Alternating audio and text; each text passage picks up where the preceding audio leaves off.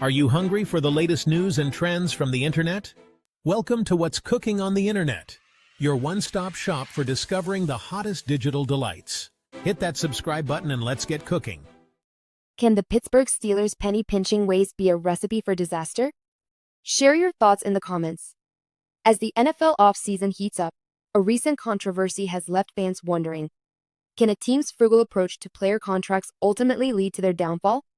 We're not just talking about the Steelers, who've been accused of being cheap by a former player, but also the broader implications of this approach on team success.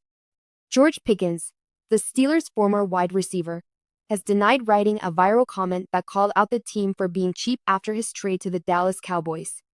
But the question remains, is the Steelers' approach to player contracts a contributing factor to their struggles on the field?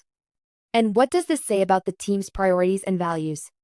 On one hand, the Steelers have built a loyal fan base by committing to develop young players through the draft.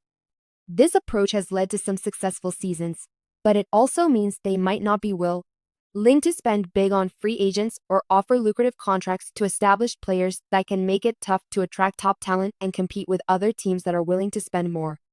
On the other hand, some might argue that the Steelers' approach is a necessary evil in today's NFL, where teams are facing increasing costs and revenue constraints with the salary cap rising.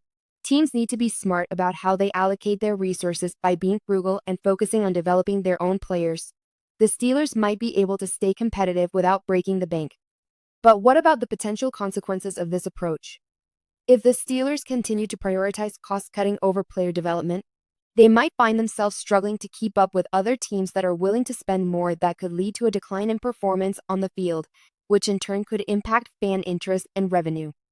As we consider the Steelers' approach to player contracts, we're also forced to think about the broader implications for the NFL as a whole. Is this a trend that we'll see more of in the future, as teams look for ways to stay competitive without breaking the bank? And what does this say about the values and priorities of the league as a whole? In the end, the Steelers' approach to player contracts may be a double-edged sword. While it might help the team stay competitive in the short term, it could ultimately lead to long-term consequences that hurt the team's chances of success. As we watch the Steelers and other teams navigate the complex world of NFL contracts, we're reminded that there's no easy answer, only a delicate balance between cost-cutting and player development.